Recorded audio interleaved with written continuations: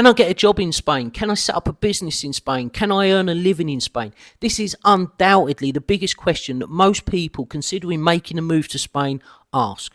Now, moving here is one thing, that's easy, but earning money and building a sustainable life here is something entirely different.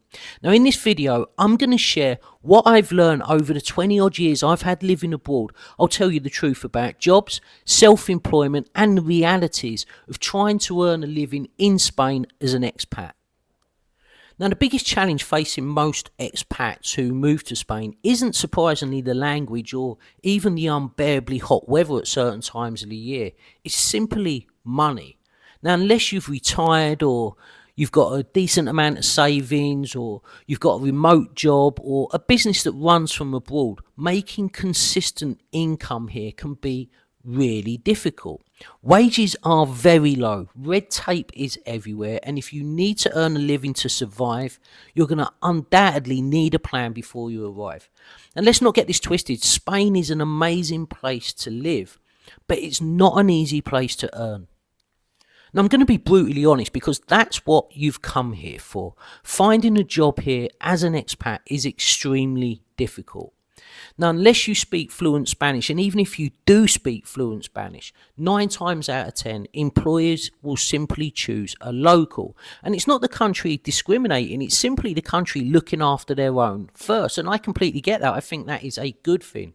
Also, as well, it's just more practical for employers. The locals understand the system, they understand the culture, and of course, they're dealing in their native language. Now, let's imagine you do find a position. Many jobs that actually look like employment are actually self-employed contracts, especially in the fields of real estate, trades, and even sales roles. So you're technically working for yourself and not the company. Add to the fact that a lot of jobs are seasonal as well, particularly on the costas here in Spain. You know, they're tied to tourism or summer trade, and you quickly realise that stable employment here is extremely rare. Okay, let's talk about salaries. Now, salaries here are often 25% of what you'd expect to earn in the UK for the very same job. It's not unusual to see jobs that, full-time jobs I'm talking about, that are paying €1,000 per month. In actual fact, just a couple of weeks ago, I saw a job advertised for a full-time Class 1 truck driver, continentally driving, so staying away from home, and that paid €1,500 per month. That's around the same, or maybe even a little bit less than the same job in the UK would pay for a week. Now, you may be saying, well, yeah, the cost of living in Spain isn't as high, so the salaries don't need to be so high. Well, factually, that isn't true. If you keep up with the recent news in Spain, you will see that many locals have been protesting and want foreigners out because foreigners are coming here and they're driving up property prices, which means rents in certain areas of Spain, particularly along the costas, are simply more than the salaries. Let's take Malaga province as an example. A small 2-bedroom apartment here can easily cost you €1,500 to €2,000 per month. Then if you factor in things such as electricity, gas, internet, food, fuel for your car, all of a sudden you see the predicament. Your salary isn't getting anywhere near the basic costs here just to live. Now, given what I was saying just now about the very low wages, many expats then turn to self-employment. And personally, I think this is a smarter move. You know, you've got more control, you can work on your own terms, and you can navigate how successful you are. But there is a catch. Here in Spain, being self-employed comes with a fixed monthly payment known as the Autónomo fee. And this is around €320 a month. And this you have to pay every single month, whether you've made money or not. On top of that, there's of course paperwork, there's taxes, insurance, and a whole bunch of red tape. Now, it is manageable, particularly if you're more of the entrepreneurial mindset. But if you've been an employee most of your life, this is something that you're definitely going to have to consider. Also, as well, remember what I said earlier. A lot of jobs that you may see advertised on the internet, you know, real estate and jobs such as that, they're not actually employed. You're going to be self-employed. So what you're doing is you're going to have to pay this Autónomo fee of the €320 per month simply to go and work in a real estate office. On top of that, You're going to be using your own car, your own phone. So all these extra costs have to be factored in. And it's not for everyone. Okay, next up, let's talk remote work. Now, remote work has become a game changer, and throughout all the negatives of COVID, I think remote work was a positive that come out of it. Now, if you can work remotely and you can earn your salary still in pounds or dollars, you're going to be in a much stronger position. Obviously, you've got the exchange rate, which is in your favour in that case, and you're established already. You're simply changing location. If you're not already in a position where you can work remotely, maybe you can talk to your employer about that, particularly if you're a software engineer or something along those lines where you basically just need an internet connection. Now, maybe that can be possible. If it's not possible, then there are jobs that you can find online. I've seen jobs for companies such as Amazon. I've seen jobs, I think, in the past for companies such as BA looking for customer service agents. But let's not get this wrong. There aren't hundreds of these jobs. So if you are fortunate enough to find one, then fantastic. I think most of the remote jobs that I've seen haven't actually come with a salary, a fixed salary.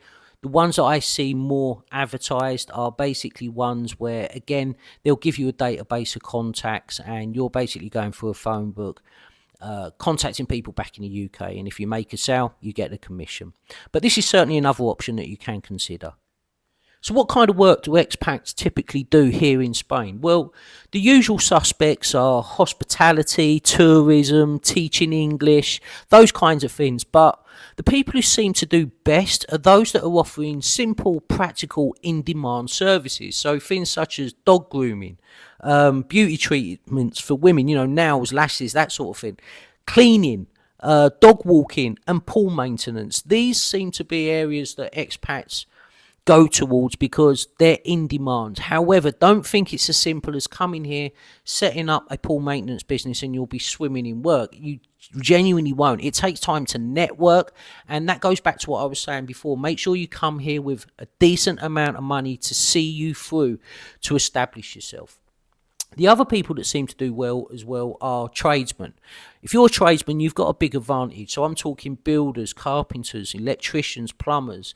And the reason for that is there's just a constant demand, especially from other expats that don't speak the local language. And typically they will pay over the top to have a tradesman who speaks in their own language. I've seen that. For example, I've been quoted from English tradesmen to fit a boiler €800, but because I unfortunately speak Spanish, I've got the same job done for €250. So if you're a tradesman, you're definitely at a good advantage point there. Then the other thing to factor in as well is location, because what might work on the Costa del Sol may not necessarily work in a small inland village such as here where I live. Some areas are seasonal as well, and others are too quiet to generate consistent work. So you really need to research the area you're considering moving to before you make the leap. Okay, let me give you a quick snapshot of my own journey, because like a lot of people, I didn't get things right necessarily the first time. Now, the first thing I ever done to earn money abroad was by applying a skill set that I had from the UK. Now, at the time I was living in Brussels in Belgium, and for the past 20 years previous to moving to Belgium, I was working in the logistics and transport sector. And for a decade out of that 20 years, I actually ran a successful logistics and transport business. So when I was in Brussels, I was approached by a company from Eastern Europe, and they wanted me to help them set up a new division in Belgium. And that was something I worked on for a year on that project, self-employed, and it was very successful, and I was proud of how it turned out. So that was my first entry into earning a living abroad. From there, I decided to go into the real estate sector. Now, I'd never worked in real estate, but it was something that I'd always had an interest in. So that was a big challenge for me, because not only was I looking to get into an industry that I'd not worked in before, I was also in an area where I didn't know. I was living in Brussels. It's not my city. I didn't know the city at all. And also I had the language barrier. I didn't speak French, and I didn't speak Flemish. So I had that to learn as well. But anyway, I challenged myself, I put my mind to it, applied myself, and I learnt the language, I learnt the city, and I started selling real estate, and I was relatively successful at it. This is back in 2007, 2008. Around that time I started doing it, and on a bad month maybe I earned €3,000. On an average month, 6 or 7, and on a good month maybe 13 to 15,000. So after doing that for around 18 months in Belgium, I decided that I wanted to move back to Spain. And I thought, because the real estate was working so well for me, I'd do the very same thing here in Marbella. Unfortunately, that was my first mistake. The market for real estate in Marbella at the time, and potentially maybe even now, was that it was very slow. Whereas in Belgium it's very similar to the UK, people that are living there are working there. So when you found a property that matched their description and their budget, you could call them, arrange a viewing, and then they will come down and hopefully buy the property. Here in Marbella area, it was completely different. You know, you was calling lists of clients who had expressed an interest, and you'd found something that matched their description, the area they wanted to be in, and their budget, only to be told that they're not coming back for 4 or 5 months. So it was very hard to try and sell in real estate in the Marbella area. Many of the people that were working with me at the time hadn't made sales for around 18 months. So it gives you an idea. That was no good for me.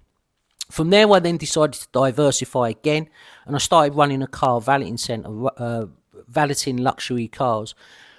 It was okay, you know, it wasn't a way to make serious money, but it allowed me to make a living and live in the sun and pay all my bills and stuff like that. So it was okay, and I'd done that for maybe around, again, 18 months. After that, I decided to think big again. So I set up a meeting with IKEA because I had a business idea to pitch to them. IKEA were happy and pleased with the idea that I'd pitched to them, and the idea was simply to set up valeting centres in all their sites in Spain. However, IKEA don't own the lands that their stores are built on, or at least they didn't at the time. So that meant that I had to have a meeting with the landowner with that business and pitch them the idea. Anyway, cut a long story short, both the landowner and IKEA were happy to go forward, but the investment to get into those sites was just financially too great. It was around €100,000 entrance fee per site. I think at the time there was 10 or 12 sites. I remember the deal was over $1 million just to get in on entrance fees, without the setup costs of the, you know, the software, the all the equipment needed to actually do the job, setting up employees, uniforms, the actual structures of the buildings, all of that stuff. So it basically just meant that I'd be working for nothing just to pay back these entrance fees. So that laid that one to bed. And that took me around 3 or 4 months working on that deal.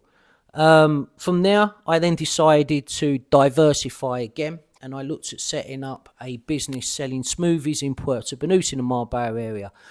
Now, if you're unfamiliar, Marbella is a very health and fitness conscious area, and at the time nobody was running a business that was selling anything healthy. You know, all the bars around the area were selling alcoholic drinks, so I was going to completely switch the narrative and sell something healthy.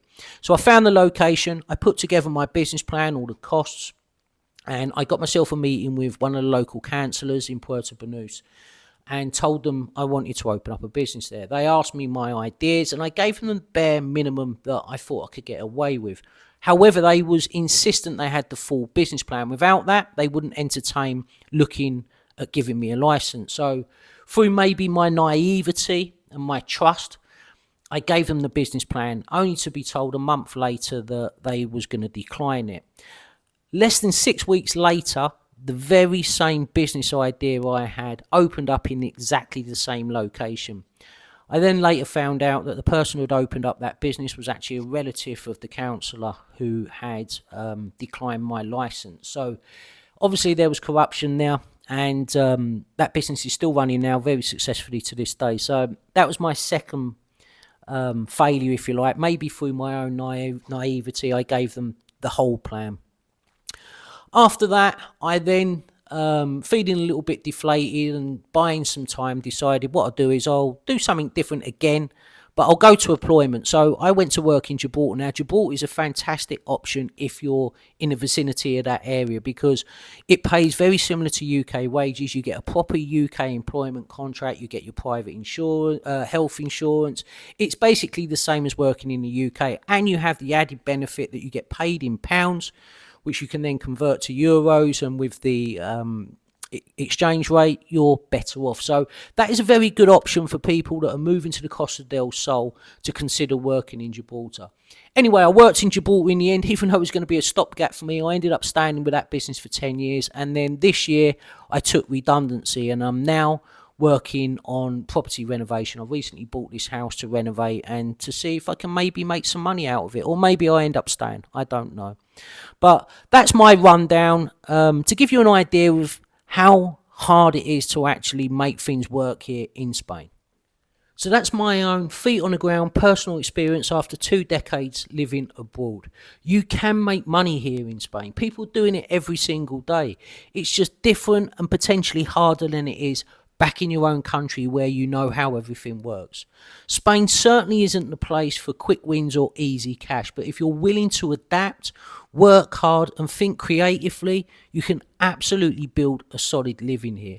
It is going to take longer than it would back in, say, the UK or the US, but the trade-off personally I think is worth it. A better quality of life, more time to enjoy the things you like to do, and the chance to actually live here in this beautiful country. So don't let anyone tell you that it can't be done, because it can. It just takes persistence and a lot of strategy. If you found this video helpful, please give it a like. And if you haven't already subscribed to the channel, hit that subscribe button. It's absolutely free to do. It doesn't cost a penny, but it helps this small channel to continue to grow. On my channel, I share honest stories about midlife reinvention, lifestyle, and what it's really like here in Spain. Anyway, as always, enjoy whatever you're doing for the rest of the day, and I'll catch you in the next one.